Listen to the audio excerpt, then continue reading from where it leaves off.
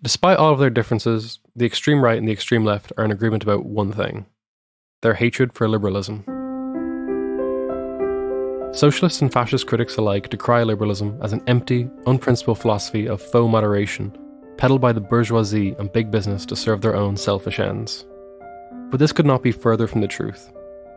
During the 18th and 19th centuries, advocates of liberalism led the charge against autocratic and theocratic governments across the globe. The example of the American and French Revolution inspired countless men and women to fight for freedom of religion, freedom of speech, the separation of church and state, and the civil liberties that many of us today consider the default state of affairs. However, we only enjoy these rights today thanks to the struggles of those who fought, not just for their freedom, but for the freedom of unborn millions to come. One of the many liberal-minded people who fought for a better world during the Age of Revolutions was José Rizal. Through his heartfelt writing, the polymath and polyglot inspired the budding nation of the Philippines to rise against their colonial oppressors. Though he died at the age of 35, during his life, José was a doctor, a painter, a sculptor, an educator, a historian, a playwright, and a journalist.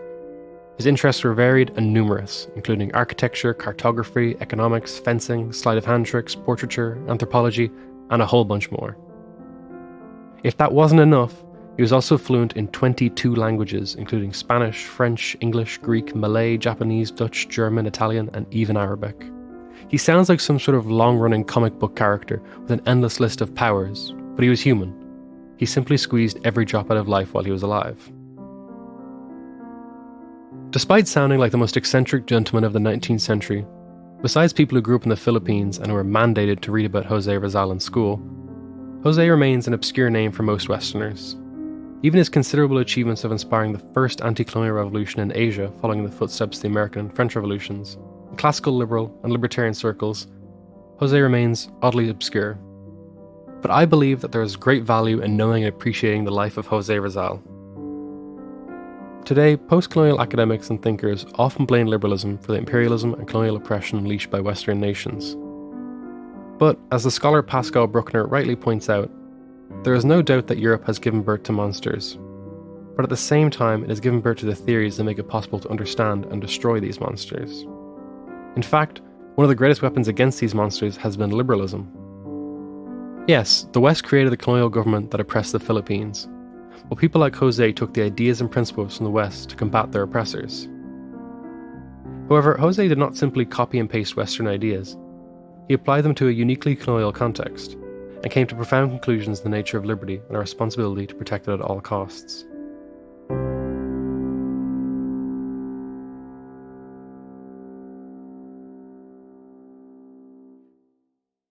José Rizal was born on June 19, 1861, to a well-off sugarcane planter family in the town of Calamba, located in the province of Laguana, nearby the capital of the Philippines, Manila.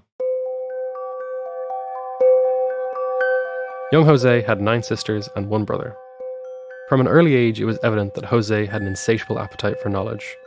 By the age of 3, he had learned the alphabet from his mother and could read and write by the age of 5. At first, he was educated by his mother, a Filipino tradition. As José aged, a family friend, Leon Monroy, took over his education, tutoring him in reading and writing in Tagalog, the primary language of the Philippines, as well as Latin and Spanish. Upon Monroy's death, José was sent to a private Latin school in Binan. However, it was quickly apparent that the young José was well ahead of the curriculum.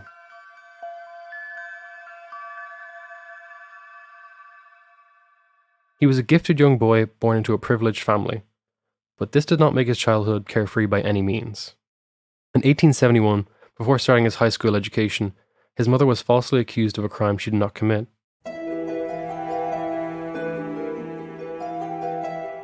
José's uncle was having marriage trouble with his unfaithful wife. In an attempt to reconcile the two, José's mother invited the pair to the family home to hash out their issues. However, the unfaithful wife, collaborating with a local Spanish constable who had grievances against José's family, accused his mother of attempting to poison them. As a result, José's mother was imprisoned for 2 years, till she was eventually exonerated by the Supreme Court and freed in 1873, only after humiliating treatment while imprisoned. Later, José described the whole debacle as too unpleasant and heartbreaking for him to ever forget. The Spanish colonial government in the Philippines was rife with corruption, and seemingly every family had some sort of terrible story of injustice, similar to José's. The Spanish began to colonize the Philippines all the way back in 1565. In fact, the archipelago derives its name from King Philip II. Through a strategy of divide and conquer, the Spanish eventually consolidated control of the isolated populations of the Philippines and brought them under unified Spanish rule. Since 1565, the Philippines had been governed from Mexico, then part of the Spanish Empire. But after Spain officially recognized Mexican independence in 1821, the governing of the Philippines was passed off to Madrid. Before the 19th century, the Philippines under Spanish rule had been an isolated archipelago. Foreign merchants were not permitted to travel to the Philippines or engage in any form of trade or business. But by 1814, the Spanish government abandoned their mercantilism for a more laissez-faire approach. Colonial ports were open to foreign trade, and foreigners were allowed to enter and engage in business for the first time.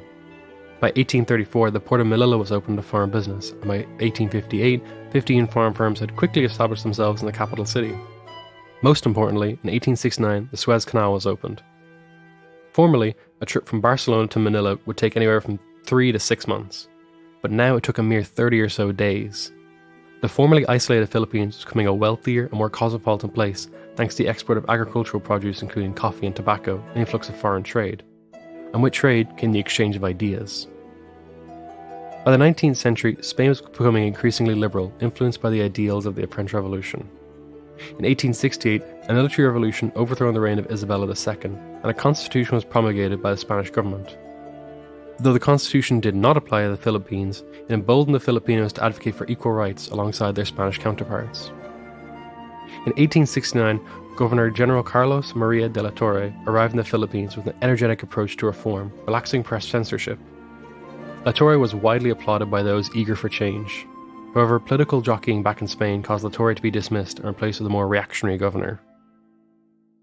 Though in La Torre's brief tenure very little had actually changed, it gave the Philippines a taste of a fairer and freer government.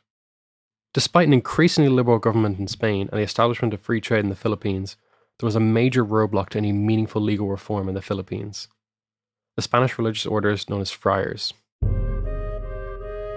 As Spain became more liberal and at times more anti-clerical, disaffected and reactionary friars fled their home country to the Philippines to re-establish the religious and socio-economic status they had once maintained in Spain. In the Philippines, the friars held immense political and economic power. In José's home province, for example, friars owned 40% of all the land, including the Rizal family estate. Local Filipino priests were given the poorest and most desolate provinces to administer, while the most prosperous were left for Spanish friars. In many ways, the reactionary friars, fleeing from an increasingly modern Spain, wished to turn back the clock and live what they had a century ago.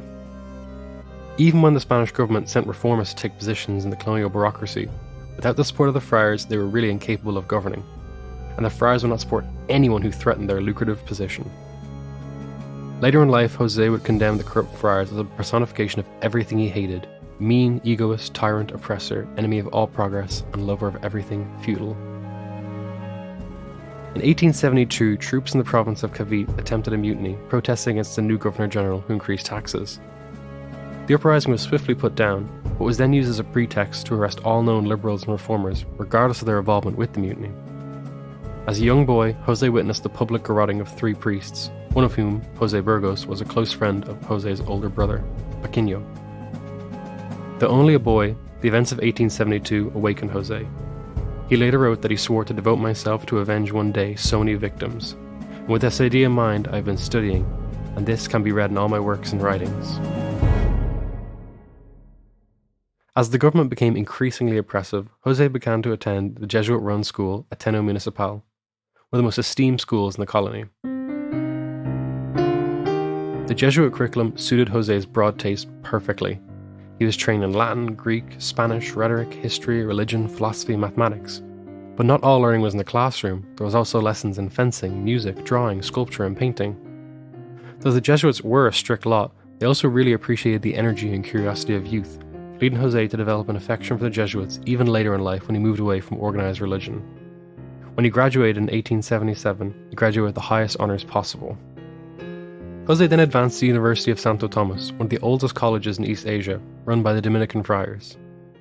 Though he initially studied arts, after his mother's eyesight degraded so much so that she could no longer recognize José, he decided to study medicine, specializing specifically in eyes to help treat his mother. But while at school, José had no love for the Dominican friars who ran the college. He believed they were smug and condescending. One day while attending college, he walked past a Spanish lieutenant without saluting. In response, the lieutenant knocked him down and attacked him. The aggrieved José traveled to the palace of the Governor General, believing that he was unfairly attacked. Like many native Filipinos, José was denied even an audience. During this same period, the Dominican friars who rented out the land to José's father began to increase the rent until it was double its original cost.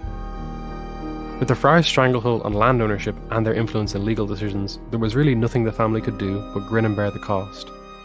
José would later write that, "In university, I got to understand better in what sort of world I was in. In it, there were privileges for some and rules for others."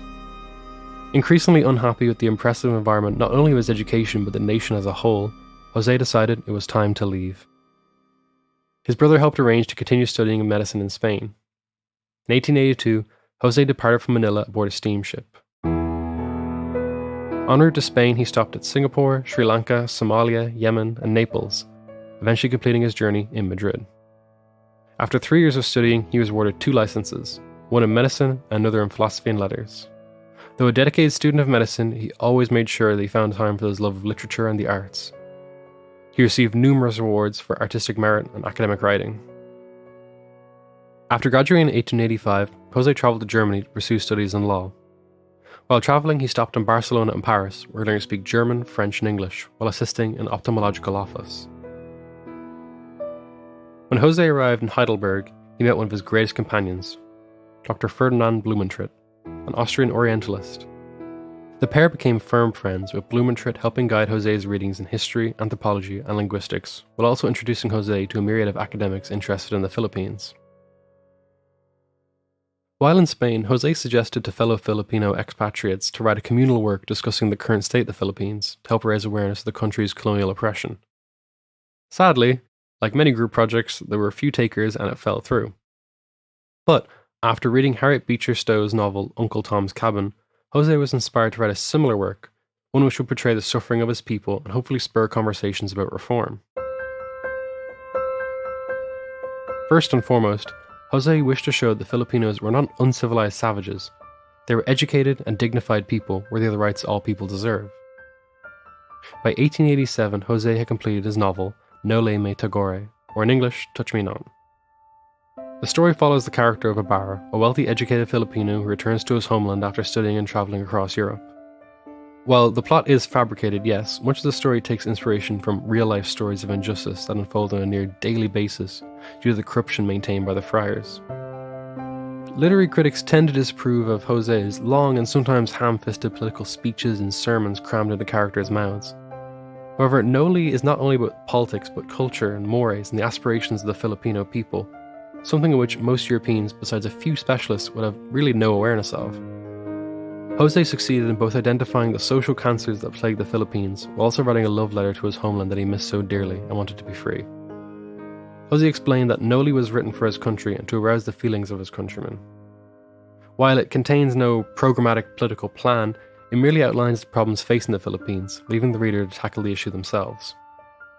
Upon its publishing in Berlin, the novel was immediately branded as subversive by the Spanish colonial government. Though censors tried their best, copies were smuggled into the Philippines. And of course, the colonial friars hated the book, with one report from José's former university, Santo Tomas, condemning it as heretical, impious, and scandalous in the religious order, subversive of public order, offensive to the government of Spain and to its method of procedure in these islands of political order. Anyone found possessing a copy was to be immediately jailed. Nole, being written in Spanish, could only really be read by a small portion of the Filipino population, but the friars' disdain brought José's subversive novel to people's attention. Censorship never really works in the end. After publishing Nole in 1887, José returned to his hometown in the Philippines, where he performed surgery on his mother's cataracts, restoring her eyesight again. Though he intended to live in peace, his novel had caused such a controversy that José received a constant stream of threats, and after 6 months, he was yet again forced to leave his oppressed homeland. Shortly after he left, government officials began to target his family, confiscating their lands and even deporting one of his brothers-in-law. José then travelled to Hong Kong, then to Japan, and eventually to America. He subsequently settled in England from 1888 to 1889, where he began to write prolifically for the Spanish newspaper La Solidaridad, a paper committed to Enlightenment principles and progress, in which he presented the sufferings of the Filipino people to Spanish legislators in the hope that they reform the broken and corrupt government of the Philippines. La Solidaridad's stated goal was to combat all reaction and all backward steps, to applaud and accept every liberal idea, to defend progress. Throughout his numerous articles, José championed individual rights, freedom of assembly and speech, and the rule of law. However, events at home were starting to make José question whether papers like this could really make concrete changes. As long as the friars persisted, any liberal efforts at reform would be quickly subverted and derailed. He began to ponder the efficacy of educated expatriates' advocacies. He argued that the best medicine should ideally be brought near the patient, not far away. Confiding to his close friend Blumentritt through his letters, José pondered returning home to sacrifice himself for his country. In 1891, José published his sequel to Noli Me Tangere, El Filibusterimo, or Fili for short. In English it means the subversive. The story follows Ibarra's plans to mount a revolution against the Spanish government by encouraging the corruption and oppression he opposes in the hopes that it would accelerate the government's downfall and to achieve revenge in the process. Fili is definitely not a book that valorizes or romances revolution. Instead, José seeks in the manner of Socratic dialogue to discuss how people can earn their liberty and independence. After all, José had observed in South America that a revolution can result in independence for a nation, but not liberty for its people, and José wanted both.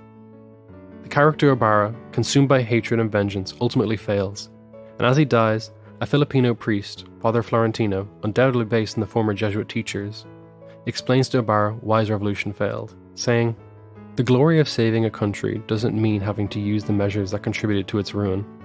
You have believed that what crime and iniquity have stained and deformed another crime and another iniquity can purify and redeem. That's wrong. Hatred creates nothing but monsters. Only love can bring about wondrous things. Only virtue is redemptive. No, if someday our country can be free, it will not be by vice and crime, not by corruption of our children, by cheating some and buying others. Redemption supposes virtue, sacrifice, and sacrifice love." Florentino concludes that the just and worthy have to suffer in order to spread their ideals and let them be known. While José increasingly saw the writing on the wall of a possible necessity of revolution, violence is something he feared deeply. He believed that the experience of pain does not justify a revolution, but he passionately believed in a positive vision of what will replace the pain for the populace. The Philippines being a multiracial society, José did not want a nationalism based on blood or race, but in the same vein of the American founding fathers, a nationalism based on adherence to a liberal creed of rights, freedom, and independence. What José ultimately wanted wasn't really reform or revolution, but a republic that would stand the test of time. However, that was achieved. After publishing El Filibusterimo, José left Europe and travelled to Hong Kong, where he practiced medicine while living with his family, who, like many Filipinos, had found a comfortable place of exile in Hong Kong. José continued to write about the Filipino cause, writing pamphlets and even translating the French Declaration of the Rights of Man. The newly appointed Governor General of the Philippines yet again promised reforms, and hoping for the best, José wrote to the Governor General explaining his intentions to return to the Philippines. José returned in June 1892 and quickly established the Liga Filipina, a peaceful movement for Filipino independence. Though the movement was peaceful, José was arrested 1 week later without trial, for the offence of publishing books, articles, and pamphlets that criticised the Catholic Church and the Spanish government. He was to be deported.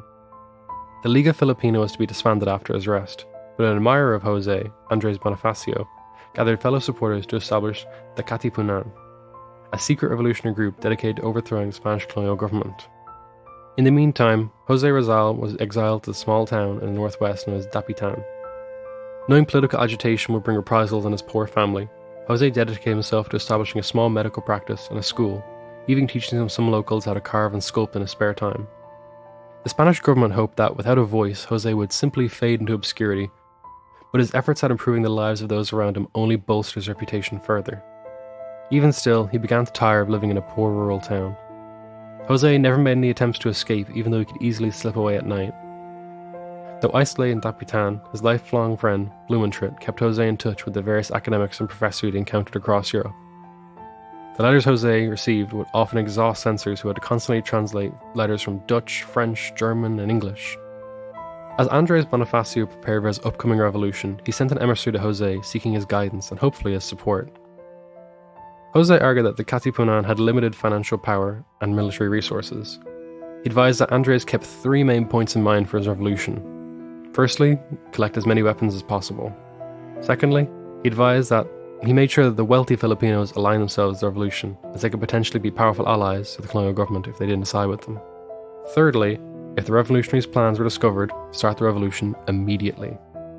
After 4 years in Dapitan, in 1885, José sent a letter to the Governor-General, offering up his skill as a doctor for military service in Cuba.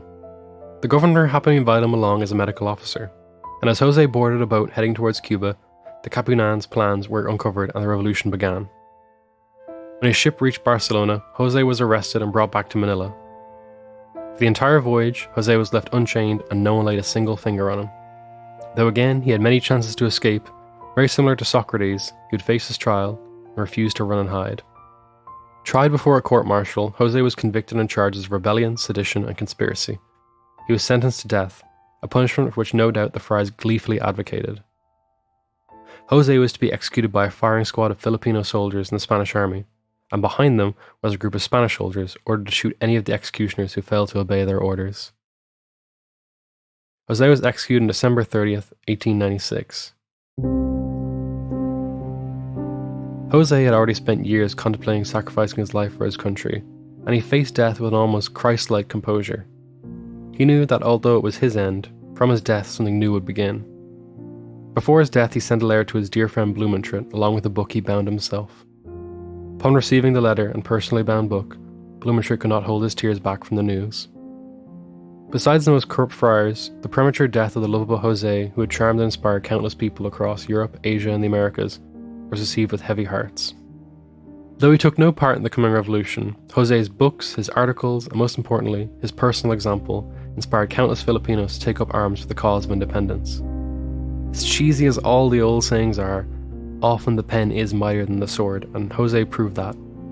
Ideas backed by both passion and principle could overcome the fear of brute force.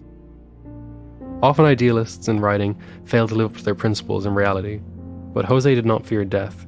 He freed a world where freedom was not realized for all. Sadly today, the Philippines is ruled over by a murderous demagogue, Duterte, who said himself, "If it concerns human rights, I don't give a shit." I could say the Philippines is long overdue to revive the liberal thoughts and sentiments of José Rizal, but to be frank, in the current political climate, liberalism is under siege from all sides. Alt-righters, socialists, Catholic integralists, and populists from across the globe are doing their damnedest to attack liberalism, a philosophical movement that, while not without its faults and sins, has created generally a more freer and prosperous world. In José's novel, Noli Me Tangere, a wise man says to Ibarra, "After the storm is unleashed, perhaps some grain will germinate and survive the catastrophe, save the species from annihilation, and serve thereafter as a seed for the children to sow later." Though the reputation of liberalism may be in ruins at times, it is never too late to plant the seeds for a freer future. Thanks a mil for listening. Portraits of Liberty is produced by Landry Aries and written by me, Paul Meany. If you like the show, make sure to review us on Apple Podcasts, or Spotify, or wherever you listen to podcasts. If you want to see more content like this, check out the website libertarianism.org.